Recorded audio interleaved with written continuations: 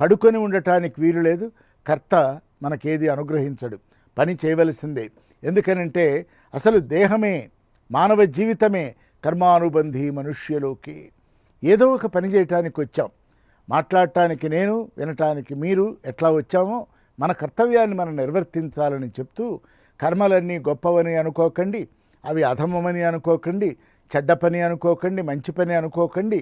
కానీ విచక్షణతో మీ అధికారాన్ని ఉపయోగించి జీవితాన్ని యథార్థంగా జీవించండి అని చెప్తూ, కర్తృరాజ్ఞయా ప్రాప్యతే ఫలం.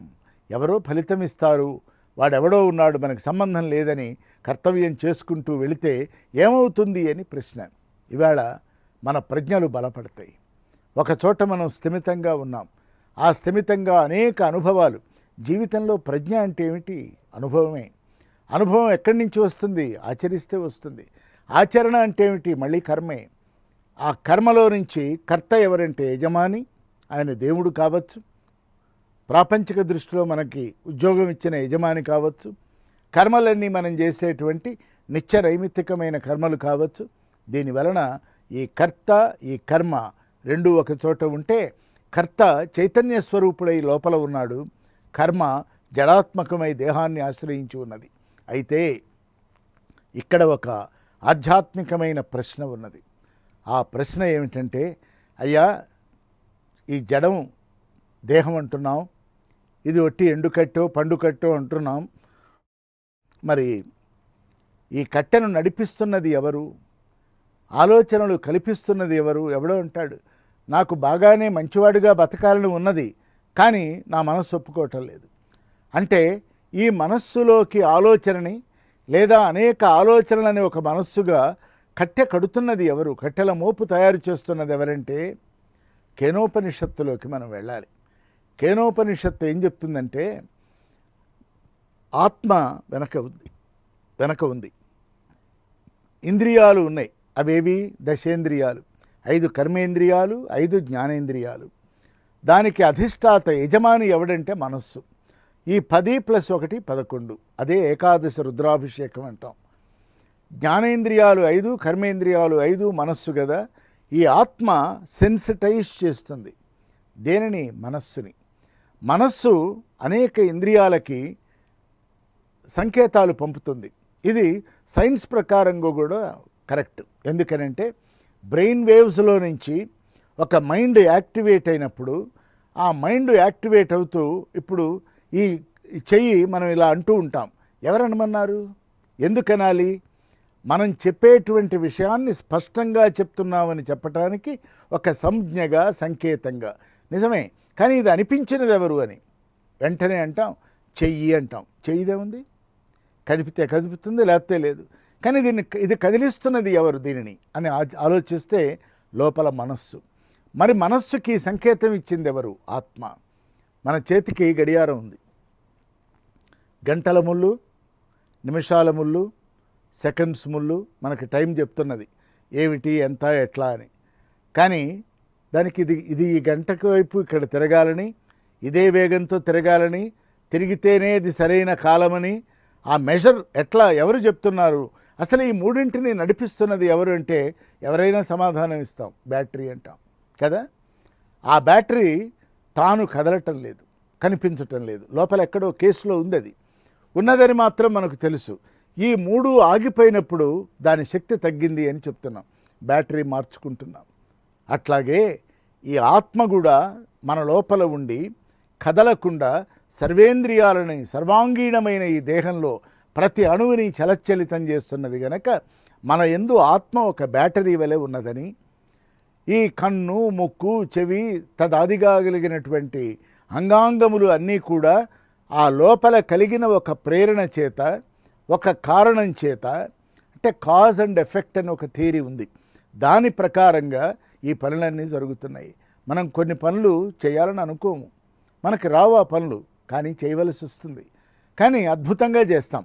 ఎలా చేస్తామంటే సహజమైనటువంటి ప్రజ్ఞ అండి అంటాం. సహజ ప్రజ్ఞలంటూ ఏం లేవు, అన్నీ ఏర్పడే ఉన్నాయి.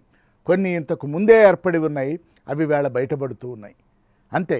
ఏమీ తెలియనటువంటి కాళిదాసు కవిత్వం అద్భుతంగా చెప్పాడు. ఎలా చెప్పాడు?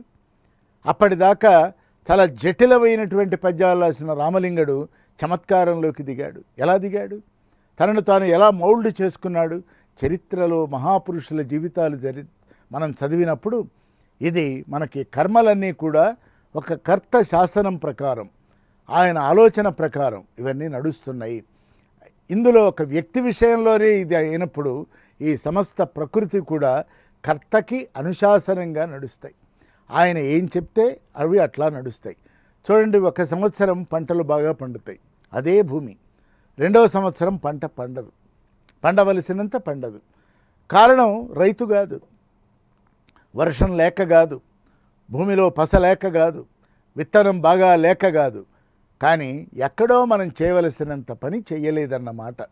కాబట్టి చేసిన దానికి ఫలితం మాత్రం ఖచ్చితంగా కర్త ఇస్తాడు అని మనం ఈ దేశం, ప్రధానంగా భారతదేశం, సనాతన ధర్మాన్ని నమ్మిన దేశం, సనాతన ధర్మాన్ని ఆచరించిన దేశం, గురు పరంపర ఉన్నటువంటి దేశం, యోగం ప్రవహించినటువంటి దేశం కాబట్టి భగవంతుడు ఉన్నాడు అని, కర్త ఉన్నాడు అని అనుకో, ఆ కర్త ఆజ్ఞ ప్రకారం ఇవన్నీ నడుస్తున్నాయి అని అనుకో, మనకి రోజు ఆశ్చర్యమే. ఆకాశంలో చుక్కలు నేల రాలకుండా ఎలా ఉంటున్నాయి? సూర్య చంద్రాదులంతా గతి తప్పకుండా ఎట్లా నడుస్తున్నారు? అట్లాగే ఈ సముద్రాలు, నదీ నదాలు, కొండలు, కోనలు, వాగులు, వంకలు, పిట్టలు, గుట్టలు, మిట్టలు అన్నీ జడాత్మకమైనవి, చైతన్యవంతమైనవి. ఆయా ఋతువులలో ఈ ప్రకృతి అంతా కూడా తన ధర్మాన్ని ఎట్లా పాటిస్తున్నది విచారణ చేసినప్పుడు దీన్ని నడిపిస్తున్నవాడు ఎవడో ఉన్నాడు అని అర్థమవుతుంది. అంతెందుకు, మనమే ఉన్నాం. ఆకలైంది, లేదు భోజనం చేశాం, ఒక విందు భోజనం చేశాం, ఓ గంట అయిన తర్వాత అంతా సర్దుకుంది, మళ్ళీ ఏదో ఆకలైంది అంటున్నాం. ఈ తినటం వరకే మన వంతైంది. తినటం కర్మ, తిన్నది మనం. కానీ లోపల క్రియంతా ఎవడు చేశాడు? దానినంతా ప్రాణైక శక్తిగా అన్నమయ, ప్రాణమయ, మనోమయ, విజ్ఞానమయ, ఆనందమయ కోశాలకి ఈ వైటల్ని ఎవరు పంపించారు అంటే మనకు తెలియదు. అంటే లోపల ఏదో ఉంది, ఆ లోపల కెమికల్ రియాక్షన్స్ ఉన్నాయి, అనేక ద్రవాలు ఊరుతున్నాయి, అందువల్ల అవన్నీ జరిగినాయి. కానీ ద్రవాన్ని ఊరించిన వాడెవడు? అందుకనే మనం తినేటువంటి పదార్థానికి జీర్ణం కావటానికి నువ్వు కారణం కాదు, నేనే అన్నాడు కృష్ణ పరమాత్మ. అహం వైశ్వానరో భూత్వా ప్రాణినాం దేహమాశ్రిత ప్రాణాపాన సమాయుక్త పచామ్యన్నం చతుర్విధం. 4 విధాలైనటువంటి భోజనం నువ్వు చేస్తున్నావు. పదార్థం నువ్వు తీసుకుంటే నేను లోపల వైశ్వానర రూపంలో ఉండి దానిని జీర్ణం చేసి ఆ అన్నపు మెతుకులో నుంచి ప్రాణాన్ని పోస్తున్నా, కన్వర్ట్ చేస్తున్నా. ప్రాణంలో నుంచి మనస్సు పుట్టిస్తున్నా, మనస్సులో నుంచి ఆలోచన రగిలిస్తున్నా, విజ్ఞానమయ కోశం దానిలో నుంచి ఒక ఆనందాన్ని ఇస్తున్నా. చూశారా? ఒక అన్నం మెతుకు వెనక ఇంత ఉన్నది. అన్నం బహుకుర్వీత అన్నది ఉపనిషత్తు. కాబట్టి ఈ భారతదేశంలో మనం విచారణ చేయవలసినటువంటిది సంగతి ఏమిటి అంటే, కర్మని చక్కగా చేయాలి, నిర్దుష్టంగా చేయాలి, సమయపాలనం చేయాలి. అన్నింటికంటే ప్రధానమైనది. ఎందుకంటే డబ్బు వస్తుంది, పోతుంది, వయస్సు వస్తుంది, జారిపోతుంది, కీర్తి వస్తుంది, చిన్న పొరపాటు చేస్తే అపకీర్తి కూడా వస్తుంది. కానీ కాలం ఒక ప్రవాహమై, సాక్షీభూతమై, అనంతమై, అనాహతమై, నిర్జరమై ఎట్లా నడుస్తున్నది? ఎవరు వచ్చారో, ఎవరు పోయినారో, ఎవరు పుట్టారో, ఎవరు ఉన్నారో, ఎవరు గిట్టారో దానికి ఏమీ సంబంధం లేదు. కాలం చెల్లింది, వీడు వెళ్ళిపోతున్నాడు. రావలసి వచ్చింది, పుడుతున్నాడు. దీనిలో కాలము స్వరూపంగా ఉన్నది గనక, సాక్షీభూతంగా ఉన్నది గనక ఈ కర్త కాలమవుతున్నాడు. అందుకనే కాల కార్య కారణ కర్తవ్య నిమిత్తమై మనం వస్తాం, కాలానికి లోబడి ఉంటాం. చూడండి, మనందరం కూడా పుట్టినప్పుడు ఎప్పుడు పుట్టామో చెప్పడానికి ఎవరో చుట్టుపక్కల వాళ్ళు ఉన్నారు. వాళ్ళు ఫలానా రోజు ఫలానా టైంకి పుట్టాడని కాగితం రాసిస్తున్నారు. పోయినప్పుడు కూడా వీడు ఎప్పుడు పోయినాడో చెప్తున్నారు. కానీ ఎప్పుడు పోతాడో ఎవరు చెప్పటంలే. ఆ చీటీ మన జేబులో ఉంది, తెల్ల కాగితం మీద రాసి ఉంది, అంకె మనకు కనపడదు. కాబట్టి జీవితంలో మనం పుట్టి గిట్టేలోగా ఈ నడి కాలం ఉన్నదే, ఈ నడి కాలంలో ఆత్మవిచార మార్గంలోకి వెళ్ళి, జీవితం అంటే మనం అనుకుంటాం నందనవనం కావాలి, పూలబాట కావాలి. కవులు వర్ణించినట్లుగా ఏ జీవితము నందనవనం కాదు, ఏ జీవితము పూలబాట కాదు. మనం ఎంచుకునే మార్గం మన ఆలోచన రీతిని బట్టి ఉంటుంది. మనం పెట్టుకున్నటువంటి లక్ష్యాలు, మనం చేరవలసిన గమ్యాలు మన శక్తి సామర్థ్యాల మీద ఆధారపడి ఉంది. ఆ శక్తి సామర్థ్యాలు మన ఒక్కడి వల్ల జరగవు, వైయక్తికమైనటువంటిది కాదు. We have to work as a team, ట్యాండెంలో పనిచేయాలి, అందరం కలిసి పనిచేయాలి. ఆ ఫైనల్ అవుట్పుట్ అంటామే, అది ఎలా ఇవ్వాలంటే ఎంతోమంది కూర్చుంటే, ఎంతోమంది పనిచేస్తే ఈ అనుకున్న 4 మాటలు బయటికి వెళ్తాయి. లేదు నేను మాట్లాడుతాను, బొమ్మకి తీయమంటే బొమ్మ తీసేది కావాలి, బొమ్మని సరిచేసేది కావాలి, మాటని సరిచేసేది కావాలి, ఎంతవరకు ఉంచాలో ఉంచేది ఒకటి ఉండాలి, ప్రసారం చేయాలి. అంటే ఒక మాట, ఒక పని ఒక ప్రదేశం నుంచి మరొక ప్రదేశానికి ట్రాన్స్మిట్ కావాలంటే అనేక మంది మేధావులందరూ కలిసి ఎట్లాగైతే పనిచేస్తున్నారో, ఈ మేధాశక్తి మూలమైనటువంటి ఆ కర్త జగన్నాయకుడై ఈ ప్రపంచాన్ని నడిపిస్తున్నాడన్న విశ్వాసంతో మనల్ని ఉండమని, అలాగే కర్మలన్నీ చేశాం ఫలితం రాలేదని వాపోవద్దని, ఏదో ఒక రోజున తప్పకుండా ఆ కర్త అనేటువంటి వాడు మన ప్రాప్తిని బట్టి, యోగ్యతని బట్టి, అర్హతని బట్టి, సాధనా తీవ్రతను బట్టి ఆ అనుగ్రహాన్ని ఆయన ఇస్తాడని భగవాన్ రమణులు చాలా చాలా స్పష్టం చేస్తూ, జీవితాన్ని యథార్థంగా జీవించండి, జీవితాన్ని నడపకండి, జీవితాన్ని కాసేపు గడపకండి, జీవితాన్ని జీవించండి. దుఃఖం వచ్చిందా రానివ్వండి, సుఖం వచ్చిందా రానివ్వండి, ఆనందం వచ్చిందా రానివ్వండి, ఇవేవీ రాలేదా పోనివ్వండి.